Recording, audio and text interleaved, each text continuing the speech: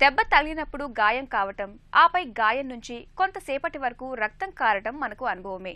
అలాగే ఏ కారణంగానైనా దంతాన్ని పీకించుకున్నప్పుడు కొన్ని గంటల వరకు దంతాన్ని పీకిన భాగం నుంచి రక్తం స్రవిస్తూ ఉంటుంది. ఆ తరువాత రక్తం కారటం ఆగిపోతుంది.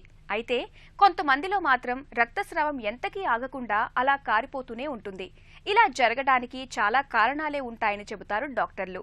పన్ను పీకిన తరువాత రక్తస్రావం ఎప్పుడు ప్రమాదమో డాక్టర్ని అడిగి ఇప్పుడు తెలుసుకుందాం.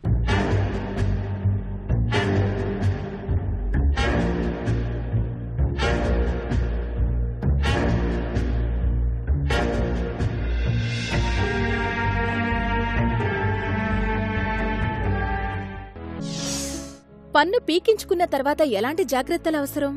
వివిధ కారణాల వల్ల పళ్ళు తీసినాక ఆ తీసిన చోట బ్లీడింగ్ కంట్రోల్ చేయడానికి దంతవైద్యుడు ఇమ్మీడియట్గా కాటన్ పెట్టి ఆ సాకెట్ని కంప్రెస్ చేస్తారు. సో దీనివల్ల ఏమవుతుందంటే బ్లీడింగ్ అనేది స్టాప్ అవుతుంది. కొన్ని ప్రికాషన్స్ పేషెంట్స్కి ఇస్తాం. అదేంటంటే తీసిన చోట పెట్టిన కాటన్ 30 to 45 minutes అట్లాగే పెట్టుకుని ఉండాలి.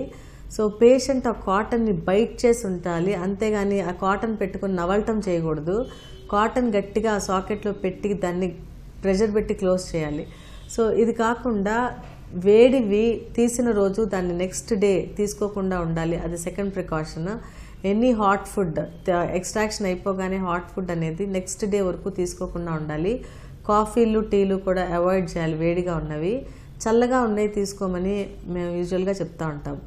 తర్వాత ఏదైనా సరే నెగిటివ్ ప్రెషర్ అంటే సక్ చేయటము, స్ట్రా యూజ్ చేయటం అట్లాంటివి చేయకూడదు. స్మోకింగ్ కూడా అవాయిడ్ చేయటం చాలా మంచిది ఈ పన్ను తీసిన రోజు ఆ నెక్స్ట్ డే వరకు.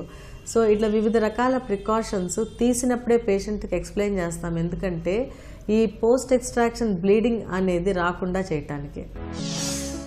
పన్ను పీకించుకున్న తరువాత రక్తస్రావం ఆగకపోవడానికి కారణాలేంటి? ఏ కారణం చేతైనా ఈ బ్లీడింగ్ కానీ క్లాటింగ్ కానీ ఏదైనా ఇబ్బంది ఉంటే పేషెంట్కి 45 minutes తర్వాత కూడా బ్లీడింగ్ జరుగుతూ ఉంటుంది. సో ఈ బ్లీడింగ్ అనేది వివిధ రకాల కారణాల వల్ల జరుగుతూ ఉంటుంది. ఒకటి ఏంటంటే ఏదైనా గ్రాన్యులేషన్ టిష్యూ, సెకండ్ ఏంటంటే ఆ ఫామ్ అయిన క్లాట్ ఏదన్నా ఇప్పుడు వేడివి తీసుకున్నప్పుడు ఆ ఫామ్ అయిన క్లాట్ డిజాల్వ్ అయిపోతే కూడా బ్లీడింగ్ ఉంటుంది. లేదా ఏదన్నా బాగా గార్గ్లింగ్ చేస్తే తీసేసినాక ఆ క్లాట్ అనేది ఏమవుతుందంటే డిస్లాడ్జ్ అవుతుంది. సో డిసల్యూషన్ ఆఫ్ క్లాట్ కానీ లేకపోతే డిస్లాడ్జ్మెంట్ ఆఫ్ క్లాట్ కానీ ఉన్నప్పుడు ఈ బ్లీడింగ్ అనేది కంటిన్యూస్గా జరుగుతూ ఉంటుంది. ఇది కాకుండా ఏదైనా ఇన్ఫెక్షన్ సాకెట్లో ఉన్నా కూడా బ్లీడింగ్ ఉంటుంది. అది కాకుండా ఫ్యాక్టర్ 8 డెఫిషియన్సీ కానీ ఏదైనా బ్లీడింగ్ ఫ్యాక్టర్ ఇదైనా కూడా ఈ క్లాటింగ్ జరగకుండా అవుతూ ఉంటుంది. తర్వాత కొంతమంది ఈ ఆస్పిరిన్ అనే డ్రగ్స్ తీసుకుంటూ ఉంటారు, యాంటీకోయాగులెంట్స్. సో ఈ యాంటీకోయాగులెంట్స్ తీసుకున్నప్పుడు కూడా బ్లీడింగ్ అనేది కంటిన్యూస్గా ఉంటుంది.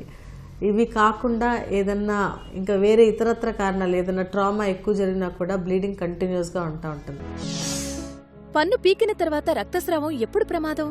పన్ను తీసినాక 45 minutes కాటన్ మళ్ళీ చేంజ్ చేసి పంపిస్తాం పేషెంట్ని.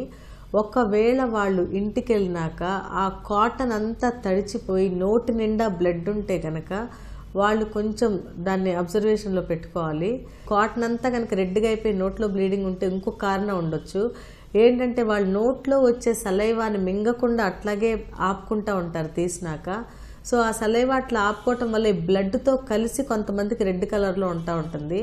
సో దానివల్ల వాళ్ళు టెన్షన్ పడిపోయి మొత్తం నోట్లో అంతా బ్లడ్ ఉంది అని అనకుండా ఒకవేళ నోట్లో సలైవాతో కూడా కలిసి ఉన్నట్టయితే అప్పుడు వాళ్ళు ఒకసారి ఆ కాటన్ తీసేసి ఆ ఉన్న సలైవా జస్ట్ స్పిట్ చేయాలి, కానీ ఫోర్స్ఫుల్గా కూడా స్పిట్ చేయకూడదు.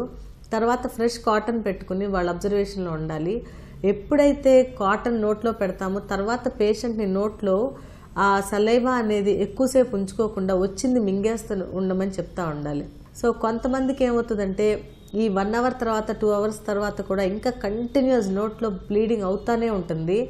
వాళ్ళు నోరు క్లోజ్ చేసుకున్నా కూడా బ్లీడింగ్ సైడ్ లిప్స్ నుంచి అది డ్రూల్ అవుతూ ఉంటుంది. సో వాళ్ళు కూడా ఇంకా నెగ్లెక్ట్ చేయకుండా ఇమీడియట్గా మళ్ళీ బ్యాక్ టు క్లినిక్ వచ్చి దంతవైద్యుని సంప్రదించి ఆ బ్లీడింగ్ కంట్రోల్ అయిందా లేదా అని ఒకసారి దంతవైద్యుడికి చూపించుకుంటే బెటర్. తర్వాత కొంతమందికి ఏమవుతుందంటే చేసినాక మొత్తం బ్లీడింగ్ అంతా కంట్రోల్ అయిపోయి 48 hours తర్వాత మళ్ళీ బ్లీడింగ్ స్టార్ట్ అవుతుంది. సో అట్లాంటి బ్లీడింగ్ ఉంటే దాన్ని సెకండరీ బ్లీడింగ్ అని అంటారు. వాళ్ళు ఇమీడియట్గా దంతవైద్యుడిని సంప్రదించాలి. పన్ను పీకిన తర్వాత జరిగే రక్తస్రావానికి చికిత్స ఎలా ఉంటుంది?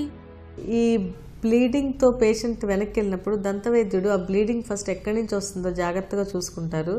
సో అది నార్మల్ బ్లీడింగ్ అయితే గనక మళ్ళీ ఇమీడియట్గా ప్యాక్ పెట్టి అబ్జర్వేషన్లో ఉంచుకుని పేషెంట్ టోటల్గా బ్లీడ్ అవ్వట్లేదు అన్నాక వాళ్ళని పంపిస్తాము. అట్లా కాకుండా పేషెంట్కి ఆ సాఫ్ట్ టిష్యూ నుంచి ఎక్కడైతే పన్ను తీసామో అక్కడి నుంచి కంటిన్యూస్గా బ్లీడింగ్ వస్తూ ఉంటే అది సాఫ్ట్ టిష్యూలో నుంచి వచ్చిందా లేకపోతే లోపల బోన్లో నుంచి వచ్చిందా అనేది చూసుకుంటాము. సో సాఫ్ట్ టిష్యూలో నుంచి వస్తే కనుక ఏదన్నా లోపల ఇంకా ఇన్ఫెక్షన్ కానీ గ్రాన్యులేషన్ టిష్యూ కానీ ఉన్నట్టు దాన్నంతా నీట్గా క్లీన్ చేసేసి ఆ బ్లీడింగ్ అరెస్ట్ అయ్యే వరకు ప్రెషర్ పెట్టి ఆ తర్వాత పంపిస్తాము. లేదంటే ఒకవేళ బోన్ నుంచి కంప్లీట్ ఇట్లా సాకెట్లోకి చూస్తే బోన్ అంతా ఫిల్ అయిపోయి ఉంటుంది ఇమీడియట్గా కాటన్ తీసినాక, ఆ బ్లీడింగ్ ఉన్నప్పుడు ఆ లోపల ఉన్న బోన్లో ఉన్న మైనర్ వెసల్స్ కానీ ఏదన్నా డ్యామేజ్ అయితే బ్లీడింగ్ వస్తూ ఉంటుంది. అప్పుడు వాటికి మనం ఇమీడియట్గా ఏంటంటే దంతవైద్యుడు బోన్ ప్యాక్ చేస్తారు బ్లీడింగ్ కంట్రోల్ చేయడానికి. ఆ బోన్ వ్యాక్స్ అని అవన్నీ బోన్లో పెట్టి క్లోజ్ చేస్తే ఇమీడియట్గా స్టాప్ అయిపోతుంది. ఆ తర్వాత ఏదన్నా ఫ్యాక్టర్ ఎయిట్ డెఫిషియన్సీ కానీ ఏదన్నా థ్రాంబోసిటోపెనిక్ పర్ప్యూరాల్ కానీ అట్లా ఉన్నట్టయితే దానికి ఫిజిషియన్ కన్సల్ట్ తీసుకుని వాళ్ళతో ట్రీట్మెంట్ స్టార్ట్ చేస్తాము. ఇవన్నీ కాకుండా పేషెంట్ గార్గిల్ చేసి పేషెంట్ స్మోక్ చేసి పేషెంట్ ఆ ఫామ్ అయిన క్లాట్ని మళ్ళీ పోయేలాగా చూసినట్టయితే పేషెంట్కి ఇన్స్ట్రక్షన్స్ ఇచ్చి మళ్ళీ సెకండ్ టైం ఫామ్ అయ్యే క్లాట్ని జాగ్రత్తగా ఎట్లా స్టెబిలైజ్ చేసుకోవాలో ఎక్స్ప్లెయిన్ చేసి ఆ కొంతవరకు ఆ క్లాట్ స్టెబిలైజ్ అయ్యే వరకు దంతవైద్యుడు తన సూపర్విజన్లో ఉంచుకుని ఒక ప్రైమరీ క్లాట్ ఫామ్ అయినాక అప్పుడు పేషెంట్ ఇంటికి పంపిస్తాం. రక్తస్రావానికి చికిత్స తర్వాత ఎలాంటి జాగ్రత్తలు తీసుకోవాలి? ఏ కారణం చేతైనా తర్వాత 3 to 5 days తర్వాత బ్లీడింగ్ ఉంటే మాత్రం అది ఇమీడియట్గా దంతవైద్యుని సంప్రదిస్తే అది ఏదైనా ఎనీ ఇన్ఫెక్షన్ సాకెట్లో దాని నుంచి బ్లీడింగ్ అవ్వచ్చు, లేదా ఏదన్నా ఎన్యూరిజమ్స్ కానీ ఏదన్నా ఆర్టరీస్ కానీ అవన్నీ మాల్ఫార్మేషన్స్ అట్లా ఉన్నప్పుడు 3 to 5 days తర్వాత బ్లీడింగ్ అవుతుంది. సో దానికి ఇమీడియట్గా దంతవైద్యుడు దానికి తగినంత ట్రీట్మెంట్ ఇచ్చి కంట్రోల్ చేస్తారు. సో పేషెంట్కి నార్మల్గా ఎక్స్ట్రాక్షన్ చేసినాక బ్లీడింగ్ కంట్రోల్ చేసి దంతవైద్యుడు అది మెయింటైన్ చేయడానికి ప్రికాషన్స్ పేషెంట్స్కి ఇచ్చినప్పుడు పేషెంట్స్ దాన్ని చాలా బాగా ఫాలో చేసి మళ్ళీ బ్లీడింగ్ రాకుండా వాళ్ళు జాగ్రత్తలు తీసుకోవాలి. ఒకవేళ వాళ్ళు అన్నీ ఫాలో అయినా కూడా కనుక బ్లీడింగ్ వస్తే కనుక బ్లీడింగే తర్వాత కంట్రోల్ అవుతుందని కాకుండా వెంటనే దంతవైద్యుడిని సంప్రదించి అది ఎలా దానివల్ల ఇబ్బందులు అవన్నీ చూసుకుని తర్వాత దాన్ని కంట్రోల్ చేసుకుని మళ్ళీ నార్మల్గా వాకౌట్ చేసుకుని హ్యాపీగా ఉండాలని చెప్తున్నాను.